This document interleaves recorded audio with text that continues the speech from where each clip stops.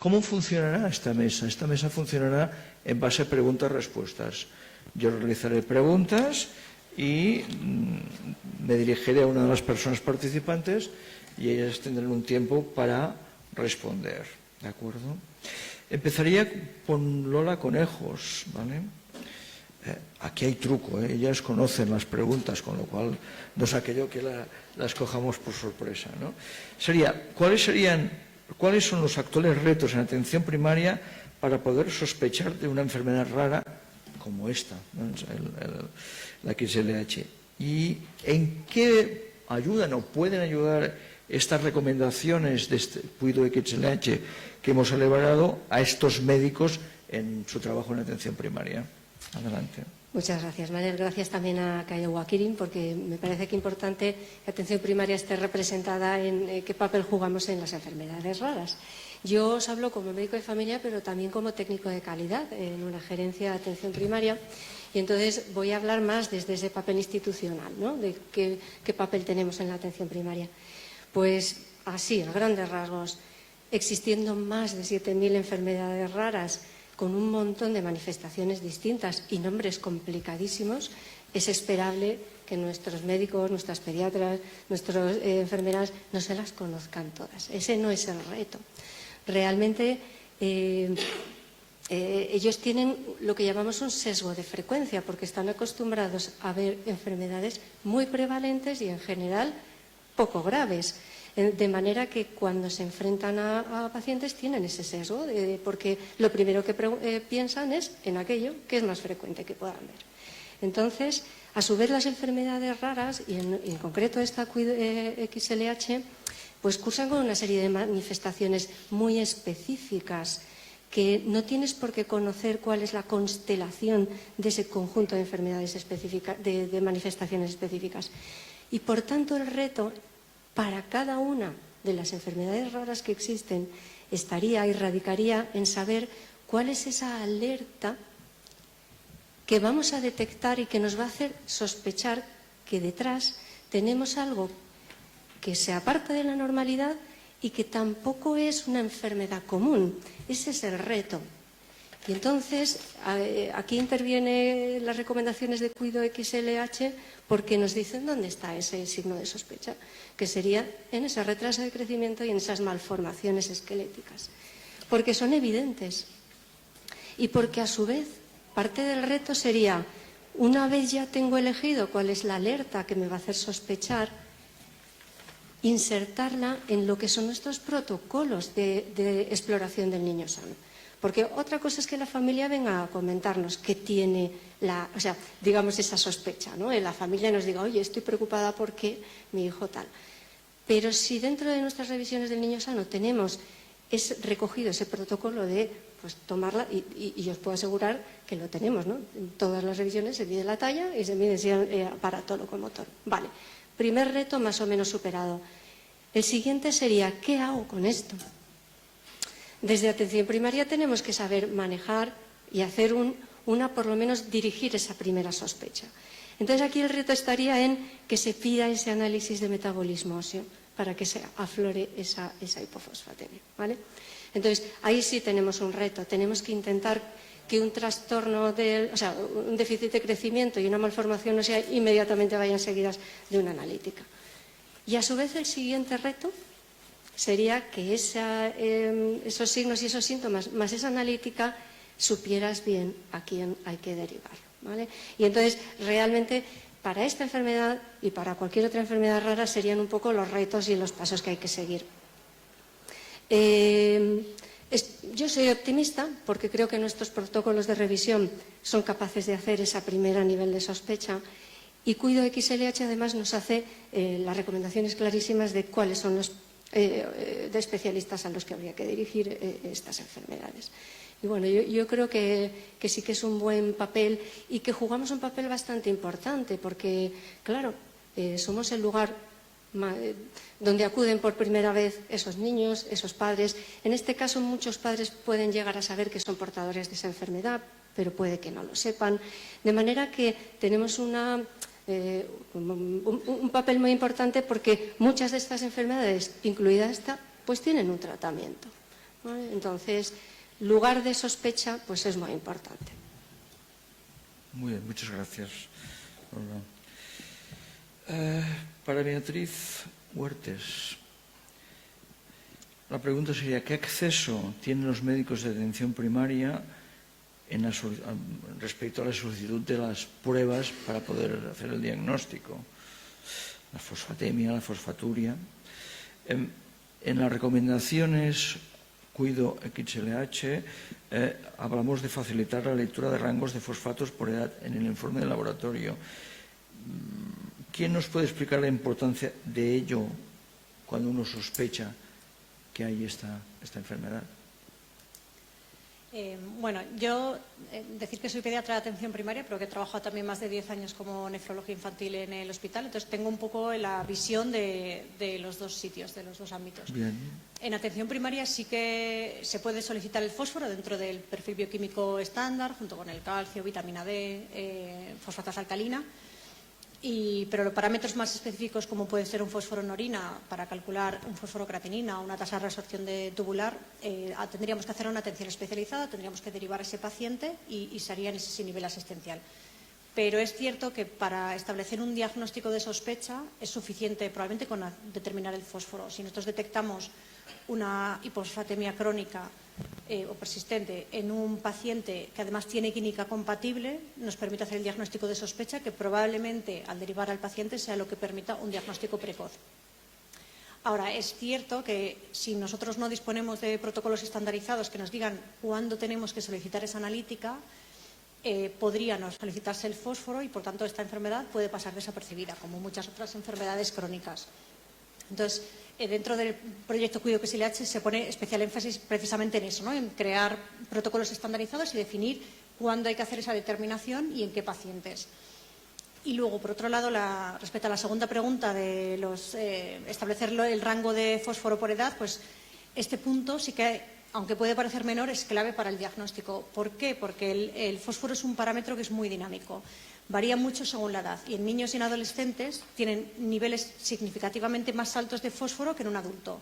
De forma que un valor de un fósforo de 3,1 para un adulto es normal y, sin embargo, en pediatría probablemente ese valor de fósforo esté bajo.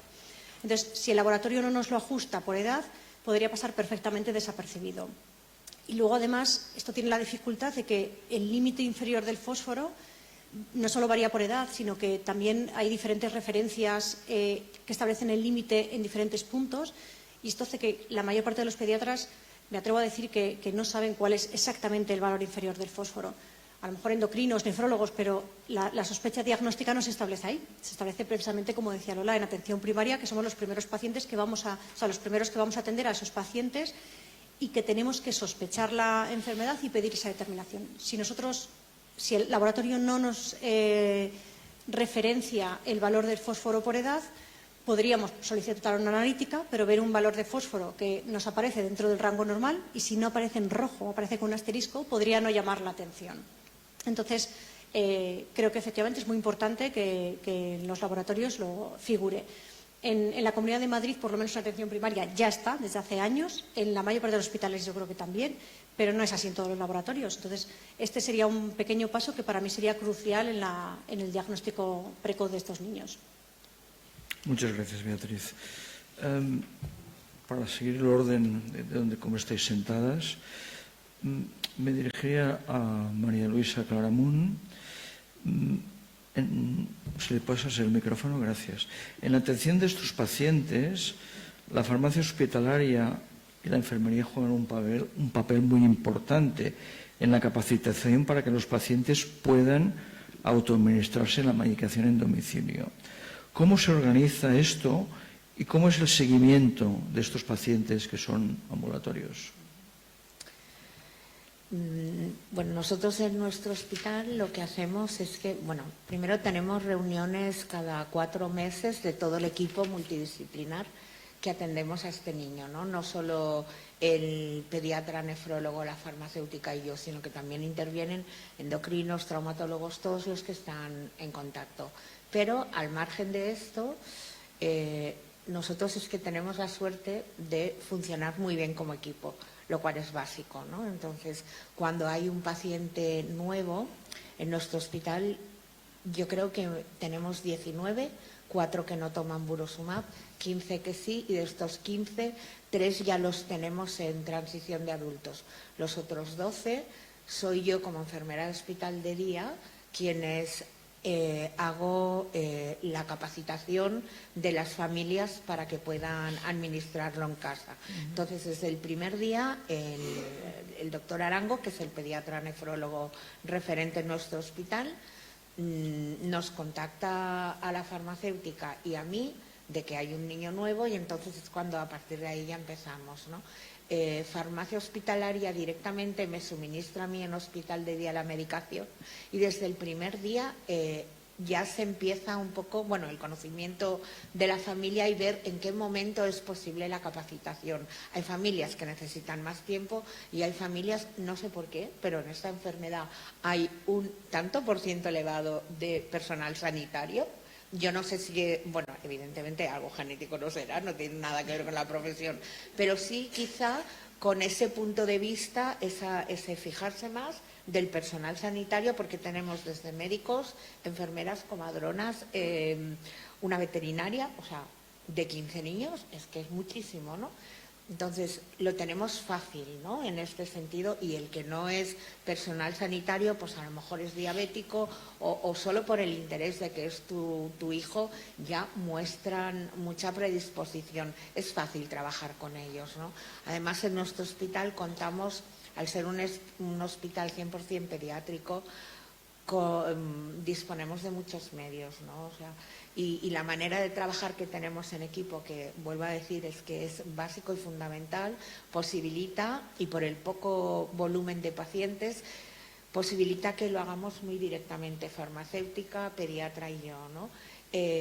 Yo directamente les hago la analítica a los niños en hospital de día, controlamos, como yo sé cuándo la mando, estoy pendiente del resultado, eso quiere decir que el tiempo de espera del paciente se acorta. Como la farmacéutica ya sabe que ese día viene el niño, ese día, primera hora de la mañana, me suministra la medicación en hospital de día, cuando llegan los resultados aviso al pediatra, lo revisa, vienen a verlo a hospital de día, lo pincho y se va. Entonces, con farmacia, cuando vemos que están capacitados como para poder hacerlo y que los niveles están más estables, no necesitan controles muy seguidos, los mando a farmacia, y en farmacia cada 15 días, le suministran la medicación para un mes, con lo cual como mínimo se ahorran el venir cada 15 días y a partir de ahí se hace el seguimiento. Tengo que decir que últimamente, bueno, hemos tenido un caso que gracias a esta colaboración entre farmacia, pediatra y enfermería, desde farmacia se ha detectado que uno de nuestros pacientes hospitalarios no está teniendo una buena adherencia al tratamiento, porque la farmacéutica, como controla las dosis que le proporciona, se ha visto de que hay unas cuantas que no ha recogido. A partir de aquí hemos podido contactar con él y, bueno, eso es el buen funcionamiento de un trabajo en equipo. Muy bien, muchas gracias, María Luisa. Si me permitís, por Justamente alusiones. ahora justamente te tocaba a ti, Silvia. Es decir, ¿cuál es el papel de la farmacia hospitalaria en el manejo de pacientes con Claro, sí. enfermedades? Bueno, yo ahora Alusión, por lo respondo a que esta estaba pregunta bien. en concreto, pero quería un poco complementar, ¿no?, la visión de María Luisa, que bueno, que estoy completamente de acuerdo porque funcionamos exactamente igual, ¿no?, que ha contado ella en su hospital. Y nosotros como farmacéuticos y como miembros más, ¿no?, del equipo de trabajo multidisciplinar, nos coordinamos perfectamente, ¿no?, con el resto de profesionales sanitarios, nefrólogos en este caso, enfermeras de hospitales de día, y cuando, como ha comentado ella perfectamente, se confirma, ¿no?, un paciente candidato que va a acceder a la medicación, las primeras dosis se administran en los hospitales de día. Cuando se confirma que no hay ningún problema, ninguna incidencia, que los pacientes, cuidadores, tienen las competencias suficientes para ser autónomos en ese sentido, intervenimos nosotros más proactivamente, ¿no?, porque hasta ese momento dispensamos la medicación a hospital de día, que son los que gestionan toda la técnica de administración y confirman, ¿no?, que no hay ningún problema. Y cuando ya los pacientes son autónomos en ese sentido, pasan por el servicio de farmacia a recoger la medicación que es de uso hospitalario y se dispensa en los servicios de farmacia hospitalaria, y nosotros ahí tenemos una oportunidad de establecer un canal de comunicación con los pacientes también, ¿no?, directo, ¿no?, y poder hablar con ellos, poder detectar cualquier problema, ya sea problemas de adherencia, ¿no?, que es un punto en el que nosotros insistimos mucho en nuestras consultas, ¿no?, es una parte de la educación sanitaria también que hacemos, implicar a los pacientes, hacerles entender la importancia de seguir puntualmente, ¿no?, con los tratamientos. Evaluamos el resto de la medicación también, son pacientes crónicos que hay veces que toman pocas cosas adicionales, otras pues muchas más. Entonces evaluamos el tratamiento en conjunto, ¿no?, y hay veces que detectamos problemas, interacciones, ¿no?, que ponemos en conocimiento inmediatamente con el resto del equipo de profesionales para tomar las medidas que haya que tomar en cada momento. Y damos también a los pacientes oportunidad de comentar problemas, inquietudes, resultados, ¿no?, que reportan ellos mismos y que es una información valiosísima para incorporar, ¿no?, en nuestra historia clínica, en todo el proceso asistencial, porque nos va a permitir dar más conocimiento, generar más conocimiento de esta patología, de los tratamientos, ¿no?, y al final tratar mejor a nuestros pacientes.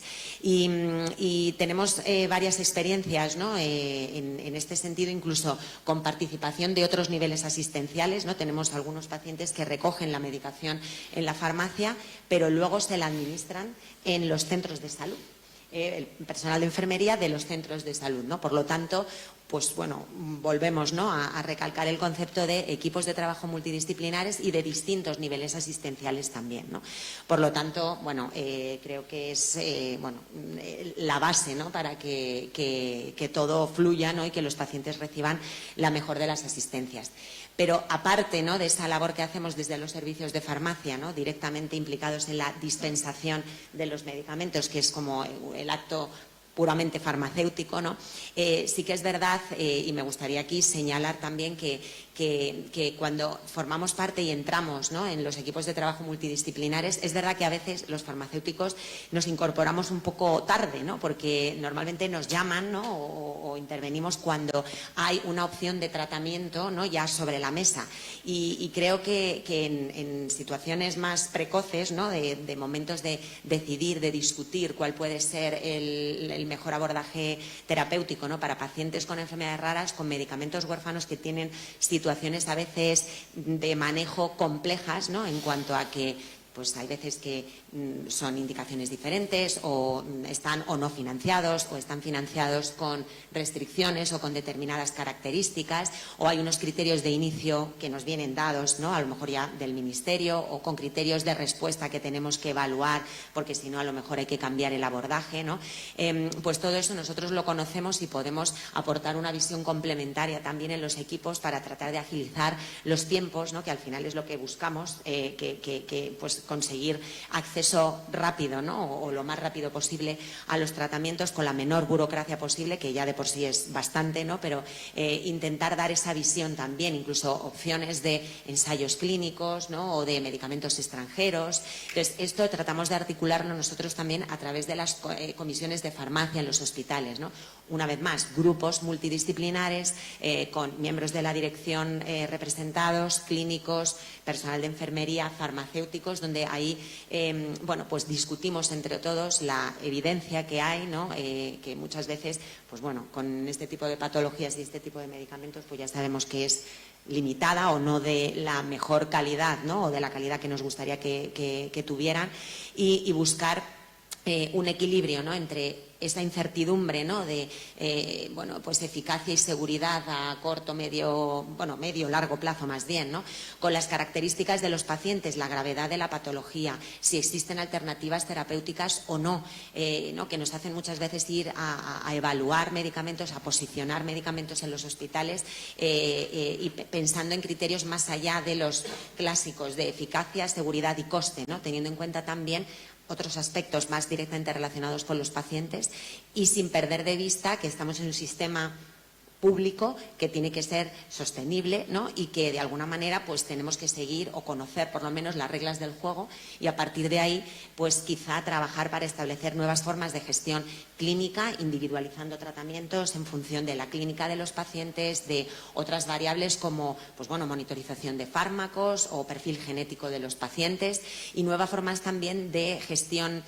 He dicho clínica, clínica y económica, porque ahora está cada vez más o se trabaja cada vez más y es una estrategia promovida, ¿no? Desde los organismos reguladores en pagar, ¿no? Por resultados, pagar por valor, el valor de los tratamientos, el valor de la asistencia, ¿no? Que reciben los pacientes y desde ahí, ¿no? Pues los servicios de farmacia junto con el resto de equipo de trabajo pues multidisciplinar creo que podemos aportar también nuestro granito de arena.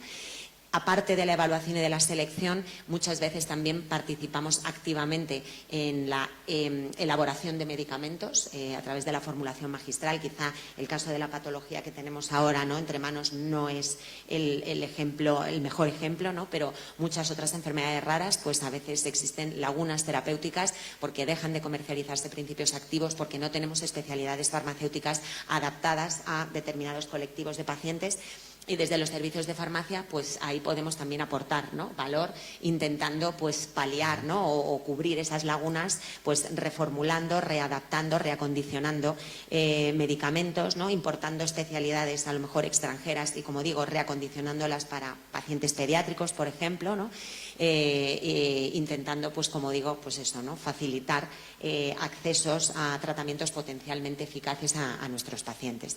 La dispensación ya la he comentado, ¿no? Y aquí sí que quería hacer, y ya acabo, una reflexión del papel de los pacientes, ¿no? Y que obtenemos nosotros la información que comentaba también antes, que obtenemos de los pacientes sobre los resultados, ¿no? en su vida real. Creo que los resultados desde los servicios de farmacia y a través de las comisiones de farmacia estamos muy comprometidos con la evaluación de los resultados en salud y en condiciones de práctica habitual que muchas veces pues no se correlacionan, ¿no? Con lo que vemos en la teoría, en los ensayos clínicos y demás, y que normalmente son la inmensa mayoría de los pacientes, ¿no? Los que van a aportar información en este sentido. En los ensayos clínicos es un porcentaje muy bajo de pacientes que se benefician de ciertos tratamientos y que además tienen unas condiciones muy controladas que no se dan, ¿no? en la práctica habitual. Y creo que herramientas como, bueno, pues herramientas informáticas, sistemas de información, la telemedicina ahora mismo, aplicaciones móviles que desde los servicios de farmacia, concretamente en mi hospital, tenemos bastante experiencia en ese ámbito, les podemos ofrecer a los pacientes y es una nueva forma de comunicarnos con ellos, ¿no? de establecer canales fluidos y permanentes de comunicación con un profesional sanitario donde pueden reportar sus problemas, ¿no? Sus efectos secundarios, donde se les puede dirigir, ¿no? y orientar en cómo manejar ciertos efectos secundarios o cuándo acudir a un profesional sanitario a urgencias, ¿no? Por ejemplo, porque requiera una intervención de mayor envergadura y obtener pues toda esta información implicándoles, ¿no? Educándoles, haciéndoles partícipe también de las tomas de decisiones y de alguna manera también tratando de integrar toda esa información en nuestros sistemas, compartiéndola, y de ahí esta es también una reivindicación, ¿no? Los sistemas de información que pueden ser grandes aliados en el tratamiento de pacientes con enfermedades raras, ¿no? Porque si ya tenemos mucha dispersión, ¿no? Tenemos pocos pacientes, ¿no? en cada centro, ¿no? Pues muchas veces si compartimos esa información aumentamos la masa crítica, ¿no? y podemos sacar conclusiones y tomar decisiones con mayor conocimiento de causa que al final repercuten en que vamos a tener pacientes mejor tratados. Muy bien, muchas gracias, Silvia.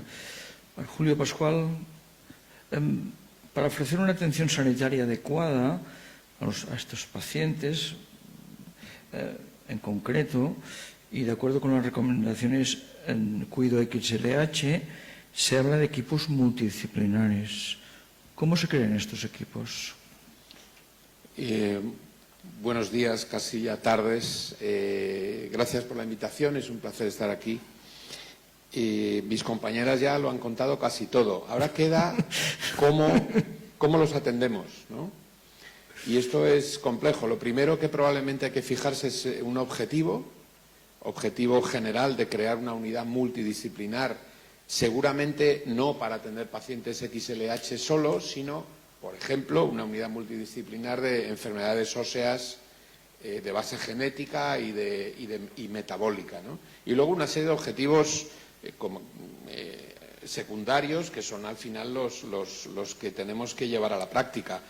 Coordinar el diagnóstico, tratamiento y seguimiento, centralizar el manejo genético y metabólico óseo de todos estos pacientes, niños y también adultos, porque los niños van creciendo y a veces las enfermedades óseas también se diagnostican en la edad adulta, ¿no? Luego veremos quién es el que tiene que centralizar eso y coordinarlo. Será el pediatra, será el endocrinólogo, el internista aficionado a los huesos, hay de todo. Este es un país muy grande y muy variado. Fomentar la investigación, esencial en esa unidad, formar y asesorar profesionales, y luego un tema del que también tenemos que hablar, que es apoyar a los pacientes y a las familias desde el punto de vista psicológico y social. A esa unidad, marcados ya los objetivos y seguramente con intervención de la dirección, una vez que hay un líder clínico identificado o un grupo de líderes clínicos, porque sin eso no vamos a ninguna parte, tiene que establecer una cierta estructura. Tiene que nombrar un coordinador clínico de la unidad, que puede ser en el ámbito pediátrico un pediatra interesado en ese tipo de enfermedades. Una vez que pasamos al adulto, ya digo, un endocrinólogo interesado y experto, un internista, ¿por qué no? Yo, que provengo, ahora mismo trabajo en el 12 de octubre desde hace años, pero en el Hospital del Mar, el servicio de endocrinología, por ejemplo, no tenía un interés especial por este tipo de patologías y, sin embargo, había un núcleo del servicio de medicina interna que eran expertos reconocidos internacionales en este asunto. Pues tendrá que ser el internista, el coordinador, ¿no?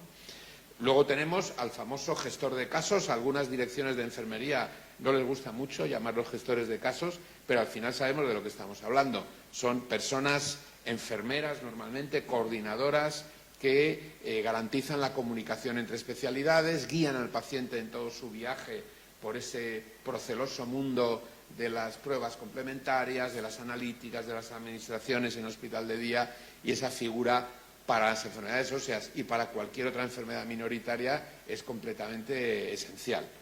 Y luego, seguramente, en una unidad de este tipo debe generarse algo como una especie de comité directivo, donde el coordinador, alguien de la dirección, que no tiene que reunirse todas las semanas, pero a lo mejor una vez al año, 2 veces al año, para revisar necesidades y oportunidades, y representantes de los servicios implicados. ¿Qué servicios deben implicarse en una unidad de este tipo? Pues seguramente, además del coordinador, una docena de personas, porque tenemos mucha necesidad de atender todas las complicaciones que en este tipo de pacientes complejos y numéricamente minoritarios van surgiendo. El genetista clínico que debe asesorar, por supuesto el traumatólogo ortopeda, el rehabilitador y fisioterapeuta, el radiólogo, el nefrólogo, por supuesto, y yo soy nefrólogo y sé perfectamente que este tipo de pacientes se benefician mucho de que un nefrólogo, nefropediatra o nefrólogo de adultos, según el momento evolutivo de la enfermedad, pues esté el paciente en la consulta. Odontólogo, esta es una enfermedad y es un conjunto de enfermedades que tienen un componente bucal importante y muchas veces nos olvidamos de esta parte, los enfermos lo pasan muy mal. Tenemos al mejor traumatólogo, pero luego resulta que lo de los dientes es un desastre. Se tiene que ir al odontólogo privado. Esto es un tema por resolver, yo creo, a nivel nacional. Y luego una serie de servicios de soporte, psicología clínica, trabajo social, por supuesto la farmacia, que no hace falta que insista en su papel y rol fundamental, y el dietista nutricionista, también una figura compleja en el organigrama de muchos servicios de salud en nuestro país. Nosotros, por ejemplo, en el Servicio Madrileño de Salud, acaba, después de muchos años de pelea, generarse un perfil profesional de nutricionista. Yo tengo nutricionistas en el hospital contratados como agentes de gestión y en el concurso o en la OPE se mezclan con un administrativo o con alguien que está en el servicio de economía. Alucinante, pero cierto. Entonces parece que estamos dando pasos decisivos en eso, ¿no? Luego hay que delimitar las funciones de esa unidad, funciones asistenciales, docentes e investigadoras, pues no solo en enfermedades óseas, en cualquier otra. Y una cosa esencial, elaborar planes terapéuticos individualizados para que tengamos claro en cada patología y en cada situación esa unidad cómo debe transitar y qué herramientas tiene el coordinador para ir estimulando a los diversos miembros y actores de esa unidad a que trabajen en conjunto. Yo creo que esos son los elementos fundamentales. Claro, hay que desarrollar un plan para llevarla a cabo. Y esto no hace falta que diga que va por barrios. Esto depende muchísimo de la idiosincrasia de cada hospital.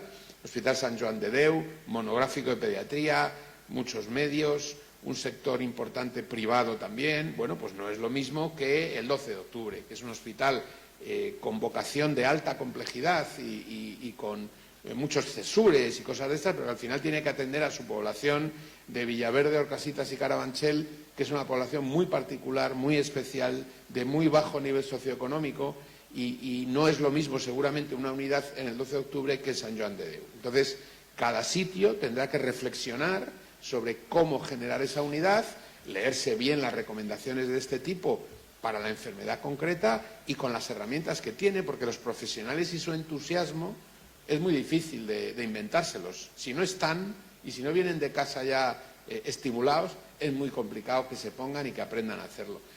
Un sitio será un internista, un pediatra, un endocrino, esa enfermera que además tiene un sobrino con una enfermedad parecida, y esto, aunque parezca mentira, es frecuentísimo. Esa persona que tiene un sobrino, nieto, hijo autista, se convierte en la experta en manejo de esos pacientes en nuestro hospital concreto. Y esto es muy frecuente y tenemos que aprovecharlo. Cada sitio es un mundo y a eso nos tenemos que adaptar. Luego podemos debatir cualquier aspecto de estos. Gracias. Muy bien. ¿Alguna aportación sobre lo dicho que queráis incorporar? Venga, Lola. Venga, Lola. Venga. Sí, porque me he quedado con ganas. Porque, claro, esos equipos multidisciplinares, de alguna manera, son muy fáciles de montar dentro de un hospital de puertas para adentro. Fáciles en el sentido que geográficamente estáis en el mismo sitio. Pero hay que tener en cuenta que esa persona con esa enfermedad rara tiene un pediatra y tiene un médico de familia que a su vez está viendo otras cosas que también le pasan a ese niño y otras cosas que también le pasan a ese adulto, y que, por supuesto, desconoce las implicaciones en profundidad de esa enfermedad rara. Y creo que ese punto central habría que hacerlo como un sol y que tendríais que ser capaces de contactar, porque al fin y al cabo son casos muy particulares, con el médico, el pediatra responsable de esa persona, y convertirlo en un aliado. Porque de verdad que lo tendríais garantizado. Es decir, un médico de familia, un pediatra con el que contactéis, oye, ¿tenéis un momento para hablar de este paciente? Mira, quiero comentarte que este tratamiento, pues tienes que estar un poco atento de que pueden aparecer estos efectos secundarios y evitar una cascada terapéutica. Tienes que tener en cuenta que una de las complicaciones más frecuentes es infecciones dentales, y que sepas que está relacionado con esta enfermedad. Quiero decir, sería potentísimo, y somos muchos. Y acuden mucho a nosotros. Y otra cosa que me gustaría aportar es que estamos deseando ver en la historia clínica los medicamentos de dispensación hospitalaria que están invisibles para nosotros y que encima tienen una implicación en seguridad enorme, porque pues son fármacos muy nuevos que tienen efectos secundarios, que tienen interacciones y que no son visibles para nosotros, y que nosotros somos prescriptores y tenemos que conocer que están ahí, etcétera, etcétera. Es decir, creo que a esos equipos multidisciplinares habría que añadir a atención primaria y tenerla en cuenta, porque de verdad que la alianza sería muy enriquecedora. Sí, bien. ¿Puedo hablar un momento por alusiones? Bueno, Beatriz, ven. Por alusiones. Sí. A ver, yo creo que esto precisamente es uno de los puntos que yo, que he trabajado muchos años en el hospital y ahora estoy en primaria, veo que es absolutamente necesario, y es que la figura de atención primaria, el médico o el pediatra, esté implicado en el manejo de algunas enfermedades. Creo que sería maravilloso que estuviese en una reunión para una determinada enfermedad de un paciente, pero creo que es complicadísimo, por no decir imposible, pero sí podría formarse, por ejemplo, la figura del referente de atención primaria, de forma que haya reuniones, no lo sé, mensuales, en la que un referente de atención primaria, que luego pueda comunicar al médico responsable, aunque no sea el de ese paciente en concreto, y pueda comentar pues, las inquietudes, cuáles son los problemas que puede surgir con el tratamiento y pueda llevar una comunicación bidireccional entre ambos lados. Ahora mismo en Madrid existe una cosa que es la e-consulta, que permite comunicarnos con el hospital, pero a mí me llama mucho la atención que esa comunicación no es bidireccional. Yo puedo escribir y él me puede contestar una única vez. Yo podría volver a escribir, pero sería abrir otra nueva vía de sistema, pero a mí me parece que falla. Y es maravillosa y creo que es muy útil, pero creo que todavía se podría mejorar. Me encanta ese tema. Es una batalla diaria. Charo Azcutia, que me imagino que es tu jefa ahora, ¿no? Y yo hemos luchado mucho en el 12 de octubre por mejorar ese tipo de circuitos. Y de verdad es muy complicado. Es decir, la figura del referente por patologías es algo que nos cuesta muchísimo generar, porque los médicos de primaria están y estáis tan ocupados con tanto paciente diverso, tan diferente, que salvo las grandes enfermedades, sí hay un referente para diabetes, para hipertensión, pero encontrar uno que quiera ser el referente para la enfermedad renal crónica, por ejemplo, madre mía, yo que soy nefrólogo, de repente hay uno en el centro de salud de tal sitio y tenemos 14. Muy complicado. Tenemos que hacer telemedicina un poco más y tenemos que mejorar la e-consulta. Yo no sé por qué es tan difícil mejorar ese circuito, tú misma lo has dicho, mis especialistas están encantados de resolver casos sin tener que el paciente venir, con lo que eso implica de desplazamiento, pérdida de tiempo, esfuerzo baldío, etcétera, y nos resulta complicado que desde la propia atención primaria y sobre todo desde la gerencia, direcciones de continuidad asistencial, se crea de verdad en eso y que no parezca una especie de especialista escaqueador. Dice, yo con 4 frases me ventilo al paciente. No, tiene que ser una herramienta cultivada, mejorada y debe ser una apuesta de los, digamos, gestores que están más en el SERMAS, ¿no? Y en otras comunidades autónomas en el equivalente, ¿no? Yo creo que ese es el camino. Telemedicina, consultas virtuales y luego la interoperabilidad de las historias. Eso es otro mundo en el que Charo y los que están en ese puesto también pelean y han peleado, ahora ya con una consejería diferente. Antes por lo menos la teníamos dentro, ahora ya es la de digitalización. Entonces, muy complicado avanzar en esas cosas, en poder ver las historias todos, en poder... Y aquí tengo que romper una lanza y me voy un poco del tema. Las gerencias de atención mixta, especializada primaria, han avanzado muchísimo más, porque hay uno solo que manda para las dos cosas. Y entonces es más fácil poner de acuerdo si dices, lo vamos a hacer.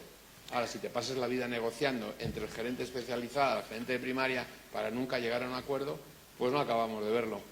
En Galicia, por ejemplo, es más fácil. ¿Querías decir, Silvia? Luego os haré 2 preguntas para cerrar. Pero no sé, antes has levantado la mano. Sí, bueno, no, simplemente quería, lo he comentado también antes, pero apostar un poco también por el desarrollo de los sistemas de información, que además es que eso está contemplado y es una de las líneas estratégicas de los planes autonómicos, concretamente el de Madrid, que es el que yo conozco más, ¿no?, de mejora de la atención a pacientes con enfermedades raras. Y es que es algo fundamental, porque es verdad que nosotros desde los hospitales tenemos más facilidad, ¿no?, de acceso a lo que tiene el paciente prescrito, ¿no?, en la tarjeta sanitaria, que es verdad que luego muchas veces siempre hay que verificarlo con ellos, ¿no?, porque hay cosas que tienen ahí pero que no toman, qué tal, pero es verdad que vosotros estáis más limitados en ese sentido. Y creo además que utilizarlos como herramienta a nuestro favor, y en los hospitales, no en todos, pero en algunos, tenemos ya ciertas experiencias con cruzar alertas informáticas, ¿no?, del tipo de tengo una analítica con un fósforo desviado, ¿no?, tengo un paciente de estas características, tengo además estos tratamientos crónicos a estas dosis, ¿no? Tú perfilas como unas normas, unas reglas, ¿no?, que configuras en base a lo que tú quieres detectar, ¿no?, y que no te pase por alto, y que de alguna manera emite una recomendación. Pues tienes que solicitar otra prueba porque puede que estés ante un caso de pues un XLH, ¿no? Entonces, creo que eso es algo fundamental y que creo que habría que invertir, ¿no? o poner más recursos en este aspecto, porque creo que sería algo muy útil para los profesionales sanitarios y, por supuesto, al final para los pacientes, sin duda. Muy bien. Si le pasas el micrófono a Lola, empezaremos. Pero bueno, el orden puede ser otro. Para cerrar, ¿vale? 2 preguntas, os las digo y 1 minuto y medio cada una, ir más en concreto, porque, como siempre, aquí el tiempo lo hemos de tratar de cumplir en la medida de lo posible y vamos bien, pero 1 minuto y medio. Tras conocer estas recomendaciones, las Cuido XLH, si tuvieras que pedirle ayuda para mejorar solo una de estas recomendaciones a la dirección de vuestro hospital, tú estás en sugerencia, donde sea, ¿cuál sería de esta recomendación? ¿Dónde veis más lo que vosotros te diríais? Oye, por favor, esta es la que hay que luchar para mejorar. Y luego, la segunda pregunta es, si tuvieras delante a un paciente o a los pacientes y familias que padecen esta enfermedad, ¿qué les diríais? Lola. Pues a la primera pregunta yo contestaría algo muy parecido a lo que acaba de apuntar Silvia, que es ser capaces de combinar que esos protocolos de registro de revisiones del niño sano, que ya detectan retrasos de crecimiento y que ya detectan malformaciones óseas, estuvieran vinculados a un warning de decir, si tienes una talla baja y tienes una malformación, pide un metabolismo. O sea, eso para empezar, me encantaría. ¿Y qué le diría a las familias? Por otro lado, que estén tranquilas, que tenemos protocolos de revisión, que tenemos muy buenos especialistas, que en general la sospecha va a surgir y, bueno, pues en fin, que tenemos una organización muy potente. Muy bien, gracias. Beatriz.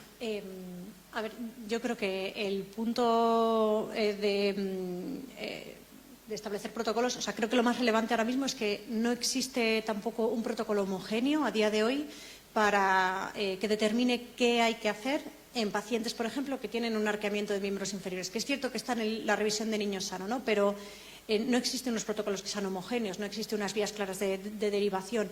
Si tenemos una sospecha clara de que hay un XLH porque hay un antecedente familiar o porque tiene un raquitismo y vemos también otras anomalías, es relativamente sencillo, porque ahí sí que es fácil, solicitas una analítica, una radiografía y ese paciente se va a derivar y se va a diagnosticar rápido. El problema, desde mi punto de vista, surge cuando lo que tenemos es un niño o lo que nos está llamando la atención, puede tener más cosas, pero lo que nos llama la atención es un arqueamiento de miembros inferiores.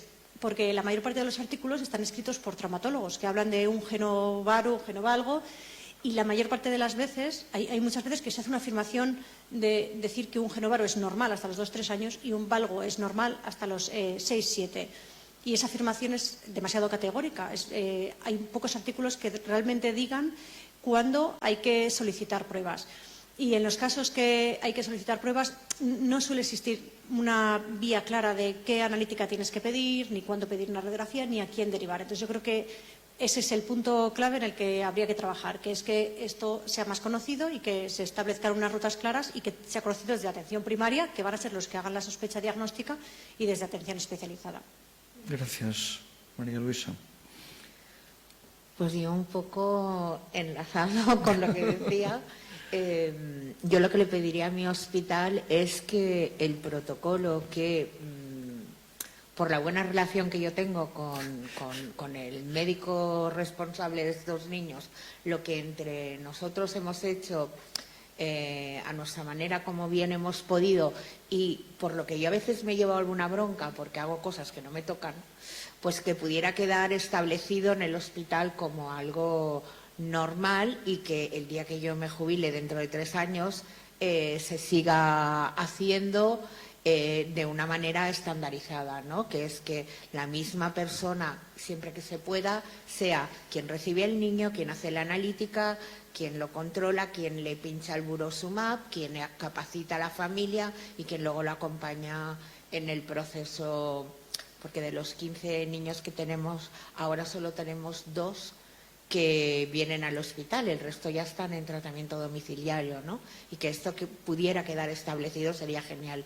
Y lo que yo como enfermera le preguntaría a la familia es ¿qué podría haber hecho yo y no he hecho para ayudarte en tu día a día con la enfermedad?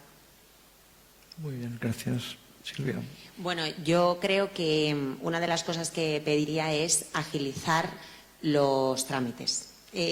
Cuando todo es fácil, cuando el medicamento está comercializado, indicado, financiado, pues todo rueda. Pero hay veces que tenemos casos, ¿no? Y en enfermedades raras es, bueno, pues relativamente frecuente, de fármacos que se quieren utilizar en determinadas condiciones que todavía no tienen la indicación, que todavía no tienen la financiación. Y entonces tenemos que reevaluar lo ya evaluado y pasar por las 1001 comisiones y la dirección médica y demás, ¿no? Que entiendo que tiene que ser así, ¿no? De alguna manera, pero agilizar esos tiempos, ¿no? Y quizá, ¿por qué no? Si hay un grupo de trabajo, ¿no? Un comité multidisciplinar dependiente de la comisión de farmacia o como se articule, que tenga capacidad, ¿no? Para decidir inmediatamente sobre la idoneidad, ¿no? De iniciar lo más pronto posible un determinado tratamiento. O sea, articular, ¿no? Una vía un poco más rápida de acceso dentro de lo posible, que ya sabemos que el acceso a los tratamientos en España es lentito, y no en los hospitales no tenemos muchas veces, ¿no? la solución, ¿no? Pero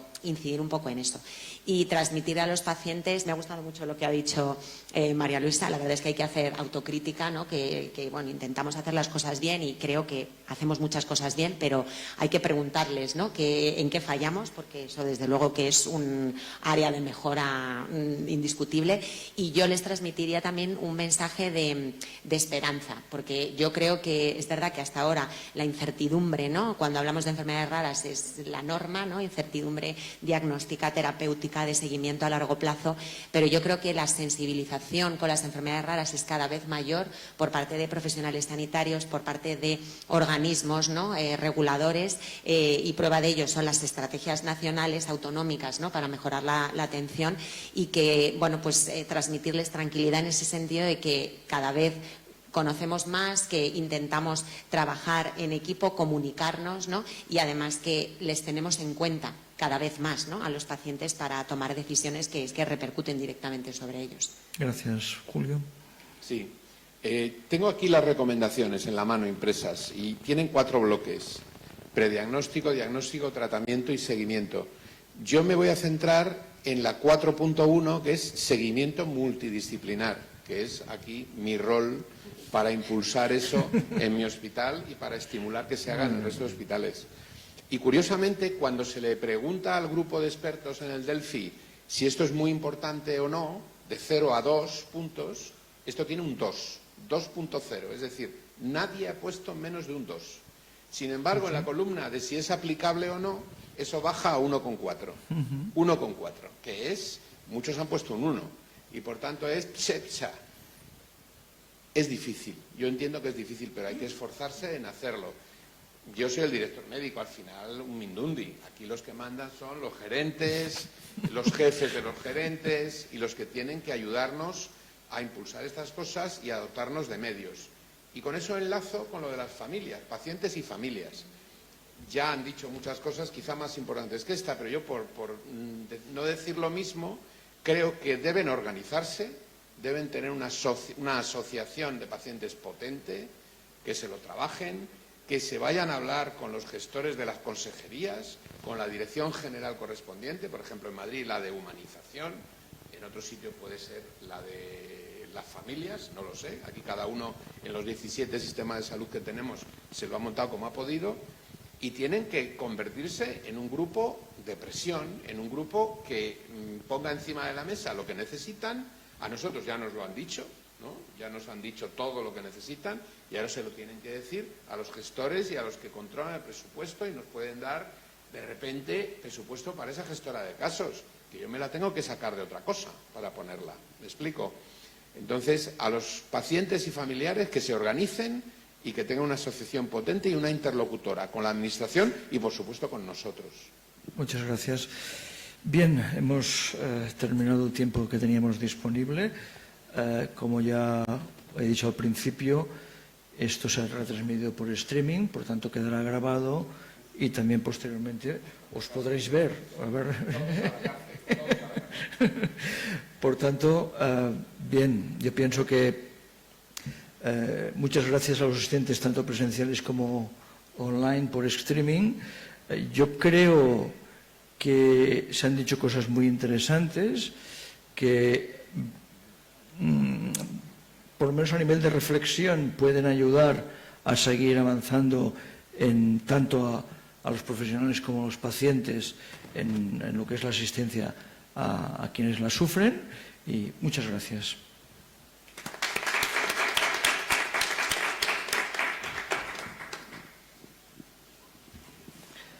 Bueno, y finalmente me pareció la hojita que buscaba, no vuestros nombres.